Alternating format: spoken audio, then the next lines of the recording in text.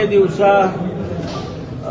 ಮಾನ್ಯ ಕೆಆರ್ಎಸ್ ಪಕ್ಷದ ಮುಖ್ಯಸ್ಥರು ರಾಜ್ಯಾಧ್ಯಕ್ಷರು ಮಾನ್ಯ ಶ್ರೀ ರವಿಕೃಷ್ಣ ರೆಡ್ಡಿ ಅವರು ಪತ್ರಿಕಾಗೋಷ್ಠಿಯನ್ನು ಮಾಡಿದ್ದಾರೆ ತುಮಕೂರಲ್ಲಿ. ಅವರಿಗೆ ಪಾಪ ನನಗನ್ಸುತ್ತೆ ಮಾಹಿತಿಯ ಕೊರತೆ. ಅದರಲ್ಲಿ ನಾನು ನೋಡಿದೆ, ಅವರ ಪತ್ರಿಕಾಗೋಷ್ಠಿಯನ್ನು ನೋಡಿದೆ. ಮಾಹಿತಿ ಕೊರತೆ ಬಹಳಷ್ಟಿದ್ದಾಗ ಕಾಣುತ್ತೆ. ಅವರು ನನ್ನ ಮೇಲೆ ವೈಯಕ್ತಿಕವಾಗಿ ಟೀಕೆಯನ್ನು ಮಾಡಿದ್ದಾರೆ, ಅಸಮರ್ಥ ಅಂತ ಹೇಳಿದ್ದಾರೆ. ಅದೆಲ್ಲ ಅವು ಹೇಳಲಿ, ಅವರು ಹೇಳೋದ್ರಲ್ಲಿ ನಾನೇನು ಅದನ್ನು ಅಬ್ಜೆಕ್ಷನ್ ಮಾಡೋದಕ್ಕೆ ಹೋಗೋದಿಲ್ಲ. ನನ್ನ ಅಸಮರ್ಥತೆ ಸಮರ್ಥತೆ ಇದೆಲ್ಲ ನಮಗೆ ಜನ ತೀರ್ಮಾನ ಮಾಡ್ತಾರೆ ಅಥವಾ ವ್ಯವಸ್ಥೆ ತೀರ್ಮಾನ ಮಾಡುತ್ತೆ. ಅದ್ರ ಬಗ್ಗೆ ನಾನು ಟೀಕೆ ಮಾಡೋಕ್ಕೂ ಹೋಗೋದಿಲ್ಲ.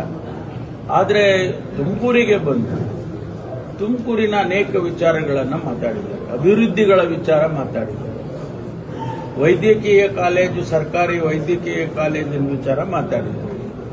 ಪಾಪ ಅವ್ರಿಗೆ ಗೊತ್ತಿಲ್ಲ ನಾವು ತುಮಕೂರಿನಲ್ಲಿ ಏನೆಲ್ಲ ಅಭಿವೃದ್ಧಿ ಆಗಿದೆ ಅನ್ನೋದನ್ನ ಮುಂದಿನ ದಿನದಲ್ಲಿ ನಾನು ಒಂದು ಹ್ಯಾಂಡ್ಔಟ್ಸ್ನೇ ಬಿಡುಗಡೆ ಮಾಡ್ತೇನೆ. ಯಾಕೆಂದ್ರೆ ನೋಡಿ, ವೈದ್ಯಕೀಯ ಕಾಲೇಜನ್ನ, ಸರ್ಕಾರಿ ವೈದ್ಯಕೀಯ ಕಾಲೇಜನ್ನ ಮಾಡಬೇಕು ಅನ್ನೋ ಉದ್ದೇಶಕ್ಕೇನೆ ನಾವು ಇವತ್ತು 130 ಕೋಟಿ ರೂಪಾಯಿ ಆಸ್ಪತ್ರೆಯನ್ನ, ಹಳೆ ಆಸ್ಪತ್ರೆಯನ್ನು ಹೊಡೆದು ಕಟ್ಟೋದಕ್ಕೆ ಹೊರಟಿದ್ದೀವಿ.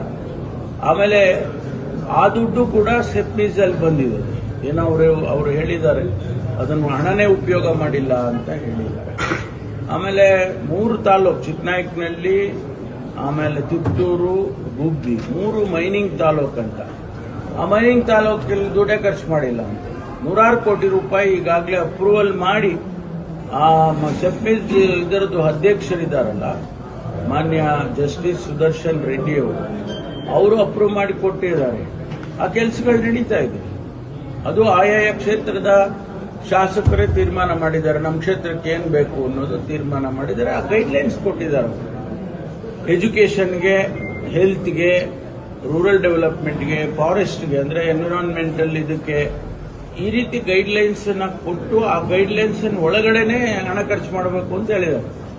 ಅದರಲ್ಲಿ ಮಾಡಿದ್ದಾರೆ. ಆ 3 ತಾಲೂಕು ನಾನು ಅವರಿಗೆ ಪರ್ಸನಲ್ ಆಗಿ ಭೇಟಿ ಮಾಡಿ ನೋಡಿ, ಆರೋಗ್ಯದ ದೃಷ್ಟಿಯಿಂದ, ಶಿಕ್ಷಣದ ದೃಷ್ಟಿಯಿಂದ ಜಿಲ್ಲೆನೇ ಒಂದು ಯೂನಿಟ್ ಅಂತ ತಗೊಳ್ಳಿ. ಬರೇ 2,000 ಕೋಟಿನ ತಗೊಂಡ್ರೆ ಬರೇ 3 ತಾಲೂಕಿಗೆ ಖರ್ಚು ಮಾಡಿದ್ರೆ ಆವಾಗ ತಾರತಮ್ಯ ಆಗುತ್ತೆ, ಬೇರೆ ತಾಲೂಕುಗಳಿಗೆ ಡೆವಲಪ್ಮೆಂಟ್ ಆಗೋದಿಲ್ಲ. ಅದಕ್ಕೋಸ್ಕರ ನೀವು 2 ಕ್ಷೇತ್ರ ಅಂತೂ ಎಜುಕೇಷನ್ ಅಂಡ್ ಹೆಲ್ತ್ ನಮಗೆ ಪರ್ಮಿಷನ್ ಕೊಡಿ ಅಂತ ಕೇಳ್ಕೊಂಡಿದ್ದಾರೆ. ಅವರು ಕೊಟ್ಟಿದ್ದಾರೆ. ಈಗ ಕೆಲಸಗಳು ಪ್ರಾರಂಭ ಆಗಿದೆ. ಎಲ್ಲ 3 ಕ್ಷೇತ್ರದಲ್ಲೂ ಆಗಿದ್ದಾವೆ. ಈಗ ಜಿಲ್ಲೆ ಒಳಗೂ ಕೂಡ ಪ್ರಾರಂಭ ಆಗುತ್ತೆ.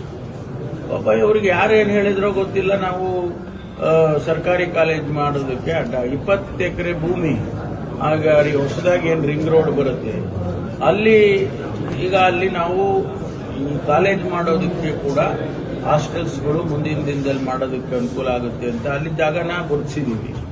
ಈ ಆಸ್ಪತ್ರೆ ಆದರೆ 450 ಬೆಡ್ ಆಸ್ಪತ್ರೆ ಆಗುತ್ತೆ. ಈಗಾಗಲೇ ಇನ್ನು ನಾವು ಮಹಿಳಾ ಮತ್ತು ಮಕ್ಕಳ ಆಸ್ಪತ್ರೆ, ಕ್ಯಾನ್ಸರ್ ಆಸ್ಪತ್ರೆ, ಟ್ರಾಮಾ ಸೆಂಟರ್ ಇದೆಲ್ಲ ಸೇರಿದ್ರೆ ಅದೊಂದು 300-400 ಬೆಡ್ ಆಗುತ್ತೆ. ಆಗ ನಮಗೆ ಮೆಡಿಕಲ್ ಕಾಲೇಜ್ ಮಾಡೋದಕ್ಕೆ ಸಾಧ್ಯ ಆಗುತ್ತೆ. ಇದು ಪಾಪ ಅವರಿಗೆ ಗೊತ್ತಿಲ್ಲ. ನಾವು ಅವ್ರಿಗೆ ಯಾರಿಗೂ ಹೇಳಕ್ ಹೋಗ್ಲಿಲ್ಲ.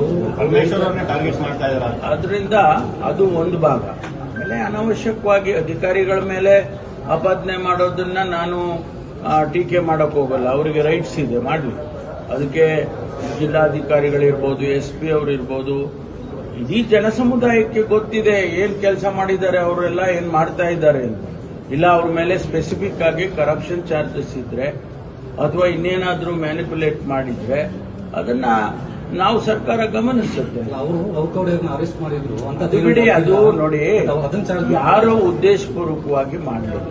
ಅವತ್ತು ಅವ್ರು ಬಂದ್ರು. ಈಗ ನಾವು ಮಾಡಿದ್ದೇ ಅಹವಾಲನ್ನು ಸ್ವೀಕಾರ ಮಾಡಕ್ಕಲ್ವಾ?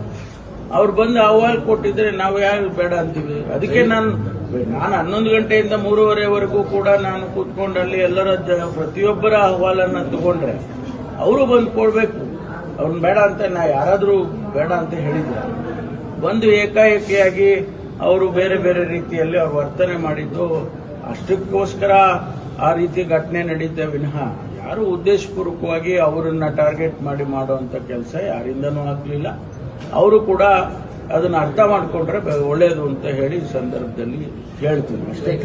ನಾವು ಬಳ್ಳಾರಿಯಿಂದ ತಂದಂತ ಹಣವನ್ನು ಯೂಸ್ ಮಾಡಿದ್ದೀವಿ ಅಂತ ಹೇಳಿದ್ದಾರೆ ಅಷ್ಟೇ.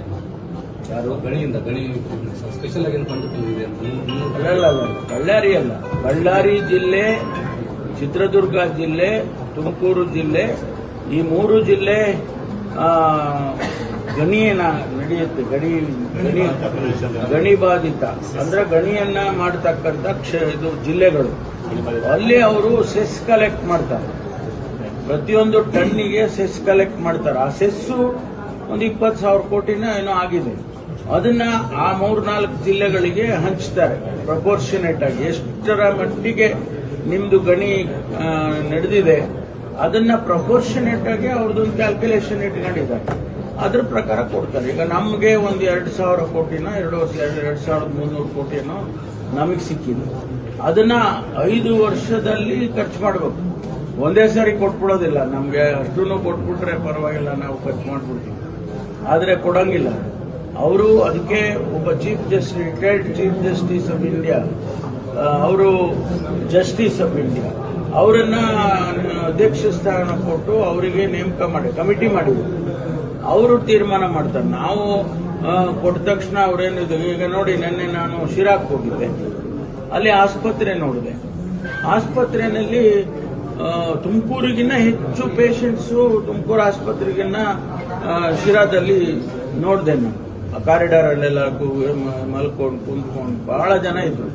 ನನ್ಗನ್ನಿಸ್ತು, ಏನಪ್ಪ ಇಷ್ಟೊಂದು ಇದಿದೆ, ಇನ್ನೊಂದು ಆಸ್ಪತ್ರೆ ಕಟ್ಟಿದ್ರೆ ಒಳ್ಳೇದು. ನನಗೇನು ಮಾನ್ಯ ಜಯಚಂದ್ರ ಅವ್ರು ಏನು ಹೇಳಿ, ನಾನೇ ಅವ್ರು ಇರ್ಲಿಲ್ಲ ನನ್ನ ಜೊತೆ. ಇದ್ದಿದ್ರೆ ಹೇಳೋರೇನು. ಅವ್ರ ವಾದ ಏನಂದ್ರೆ ಅವರು ಇರ್ಲಿಲ್ಲ. ಆಗ ನಾನು ಅನ್ಕೊಂಡು ಬಂದು ನಮ್ಮ ಅಧಿಕಾರಿಗಳಿಗೆ ಹೇಳಿದೆ, ನೀವು ಈ ಸೆಪ್ಟೀಸ್ ಅಲ್ಲಿ ಅದನ್ನು ಸೇರಿಸ್ಕೊಳ್ಳಿ, ಪ್ರಪೋಸಲ್ ಮಾಡಿ ಕಳ್ಸೋಣ. ಯಾಕೆಂದ್ರೆ ನಮ್ಗೆ ಅವಶ್ಯಕತೆ ಇದೆ. ಆ ರೀತಿ ನಾವು ಏನ್ ಮಾಡ್ಬೋದು ಜಿಲ್ಲೆಗೆ ಅಂತ ನೋಡ್ಕೊಂಡು ಮಾಡ್ತೇವೆ. ಈಗ ಸ್ಟೇಡಿಯಂ ಆಗಿದೆ ತುಮಕೂರು, ನಿಮ್ಗೆ ಗೊತ್ತಿದೆ. ನಿಮ್ಗೆ ಮಾಧ್ಯಮದವರು ತಮಗೆ ಗೊತ್ತಿದೆಯಲ್ಲ ಏನೇನು ಬೆಳವಣಿಗೆಗಳಾಗಿದ್ದಾವೆ. ನಾವೇನು ಏನು ಕದ್ದು ಮುಚ್ಚಿ ಮಾಡೋ ಅಂತದ್ದೇನಿದೆ. ಅಲಿಬಾಧಿತ ಹಣ ಚಿಕ್ಕನಹಳ್ಳಿ, ಗುಬ್ಬಿ, ಕಿತ್ತೂರು ಅದು ನಿಯಮ. That is not made by doctor Parameshwar. ಆ ಕಾನೂನನ್ನ ಮಾಡಿರ್ತಕ್ಕಂಥವ್ರು ಎಲ್ಲಿ ಗಣಿಯನ್ನ ಮಾಡ್ತೇನೆ ಅಲ್ಲಿ ಪರಿಸರ ಹಾಳಾಗಿದೆ, ಡಸ್ಟ್ ಬರುತ್ತೆ, ಗಿಡಗಳು ಕತ್ತರಿಸಿರ್ತಾರೆ, ಪರಿಸರ ಹಾಳಾಗಿದೆ. ಅದನ್ನ ಮತ್ತೆ ರೆಜ್ಯುಮಿನೇಟ್ ಮಾಡಬೇಕು ಅಂತ ಹೇಳಿ ಆ ಕ್ಷೇತ್ರಕ್ಕೆ ಮಾತ್ರ ಹಣ ಕೊಡಬೇಕು ಅಂತ ಕಾನೂನು ಮಾಡಿದ್ದಾರೆ. ನಾವೆಲ್ಲ ಮಾಡಿರೋದು, ಕೇಂದ್ರ ಸರ್ಕಾರ ಮಾಡಿದ್ರು. ಅದನ್ನ ಎಲ್ಲೋ ಒಂದ್ ಕಡೆ ಸ್ವಲ್ಪ ರಿಲ್ಯಾಕ್ಸ್ ಮಾಡಿ, ಯಾವುದು priority area, health priority area, education is priority area. ಅದಕ್ಕೆ ನಾನೇ ಹೋಗಿ ಖುದ್ದಾಗಿ ರಿಕ್ವೆಸ್ಟ್ ಮಾಡಿ ಸ್ವಲ್ಪ ರಿಲ್ಯಾಕ್ಸ್ ಮಾಡಿ ನಮ್ಮ ಜಿಲ್ಲೆಗೆಲ್ಲ ಕೊಡಿ. ಇವೆರಡಕ್ಕೆ ಮಾತ್ರ, ಬೇರೆದಕ್ಕೆ ಕೊಡ್ಬೇಡಿ. ರಸ್ತೆ ಮಾಡೋಕ್ಕೆ ಅದಕ್ಕೆಲ್ಲ ಕೊಡಬೇಡಿ. ಎಜುಕೇಶನ್ ಹೆಲ್ತ್ಗೆ ಇಡೀ ಜಿಲ್ಲೆನ ಒಂದು ಯೂನಿಟ್ ಅಂತ ಮಾಡಿ ಅಂತ ನಾನು personally I requested the honourable justice. ಅವರು ಒಪ್ಪಿದ್ರು. ಅವರು ಕಾರ್ಯಕರ್ತರು ಕೇಸ್ ಹಾಕಿದ್ರ ಕಾರಣಕ್ಕೆ ನಿಮ್ಮ ಟಾರ್ಗೆಟ್ ಸೋಷಿಯಲ್ ಮೀಡಿಯಾ ಇಲ್ಲಪ್ಪ, ನನಗೆ ಯಾವ ಉದ್ದೇಶಕ್ಕೆ ಅವರು ಆ ರೀತಿ ಮಾತಾಡಿದಾರೋ ಗೊತ್ತಿಲ್ಲ. ನನ್ನ ಕ್ಲಾರಿಫಿಕೇಶನ್ ಇಷ್ಟೇ. ನಾವು ಯಾರಿಗೂ ವೈಯಕ್ತಿಕವಾಗಿ ಯಾರನ್ನು ಕೂಡ ನಾವು ಟಾರ್ಗೆಟ್ ಮಾಡಿ ಅಥವಾ ಅವರಿಗೆ ಇದು ಮಾಡಬೇಕು ಅಂತ ಅನ್ನೋ ಉದ್ದೇಶ ನನಗಂತೂ ಇಲ್ಲ. ನಾನು ಕೂಡ ಇಷ್ಟು ವರ್ಷ ರಾಜಕಾರಣದಲ್ಲಿ ಬಂದಿದ್ದೇನೆ. ಹಾಗೆ ನನ್ನ ಮೇಲೆ ಮಾಡೋದಕ್ಕೆ ಅವ್ರಿಗೆ ಕಾರಣ ಇದ್ರೆ ಮಾಡಲಿ. ಅದಕ್ಕೆ ಅದನ್ನ ನೋಡೋಣ, ಅದೇನು ಅಂತ ಅದಕ್ಕೆ ಉತ್ತರ ಕೊಡೋಣ. ಆದ್ರೆ ಅನವಶ್ಯಕವಾಗಿ ಮಾಡ್ತಕ್ಕಂಥದ್ದು ಸರಿ ಇರಲ್ಲ. ಕೌಂಟರ್ಗಳು ಮಾಡಿದ್ರು ಕೂಡ ಅವರಿಗೆ ಗೊತ್ತಾಗಿಲ್ಲ ಸರ್, ಹಂಗಾಗಿ ನಿಧಾನಕ್ಕೆ ಬಂದಿದ್ದಾರೆ. ಇಲ್ಲ, ಬರ್ಲಿ, ಆಯ್ತು, ಬಂದಿದ್ದಾರೆ ಅವರು. ಈಗ ಅವರು ರೆಪ್ರೆಸೆಂಟೇಷನ್ ಕೊಡೋದ್ರಲ್ಲಿ ಏನ್ ತಪ್ಪಿದೆ? ಆದ್ರೆ ನೀವು ಯಾವ ರೀತಿಯಲ್ಲಿ ನಡ್ಕೊಂಡಿದ್ದೀರಿ ಅನ್ನೋದನ್ನ ಎಲ್ಲರೂ ನೋಡಿದಾರಲ್ಲ. ಅಲ್ಲಿ ನಾನೇನು ಇದು ಮಾಡಿದ್ನ, ನಾನು ಬೇಡಪ್ಪ ನೀವು ಕೊಡಬೇಡಿ, ತಗೊಂಡೋಗ್ರಿ ನಿನ್ ರೆಪ್ರೆಸೆಂಟೇಷನ್ ಅಂತ ಹೇಳಿದ್. ನಾನು ಕೊಡಪ್ಪ ಅಂತ ಇದ್ದೀನಿ, ಕೊಡ್ತಾನೆ ಇಲ್ಲ ನನಗೆ. ಅಲ್ಲೇ ಕೈ ಹಿಡ್ಕೊಂಡೇ ಮಾತಾಡ್ತಾರೆ, ಅದನ್ನ ರೆಕಾರ್ಡ್ ಮಾಡ್ತಾರೆ. ಅದು ಸರಿ ಇಲ್ಲ ಅಂತ ಹೇಳಿದ್ದಷ್ಟೇ. ಅದು ಬಿಟ್ರೆ ಸುಮ್ಮನೆ ನಮ್ಗೇನು ಅವ್ರ ಮೇಲೆ, ಅವರು ಒಂದು ರಾಜಕೀಯ ಪಕ್ಷವಾಗಿ ಇವತ್ತು ಕೆಲಸ ಮಾಡ್ತಿದ್ದಾರೆ, ಮಾಡ್ಲಿಕ್ಕೆ ಸಂತೋಷ. ಸರ್ಕಾರದ ನ್ಯೂನತೆ ಆಗ್ಬೋದು, ವ್ಯವಸ್ಥೆಯ ನ್ಯೂನತೆಯನ್ನಾಗ್ಬೋದು, ಅವರು ಕಂಡಿಡಿದು ಹೇಳ್ತಾರಲ್ಲ, ಅದು ಮಾಡಲಿ. ಅವ್ರದ್ದು ಯಾರು ಬೇಡ ಅಂತವ್ರು, ಅವ್ರನ್ನ ನಾವು ಬೇಡಪ್ಪ ನೀವು ಹೇಳಬೇಡಿ ಅಂತ ಹೇಳಿದ್ವಾ? Thank you.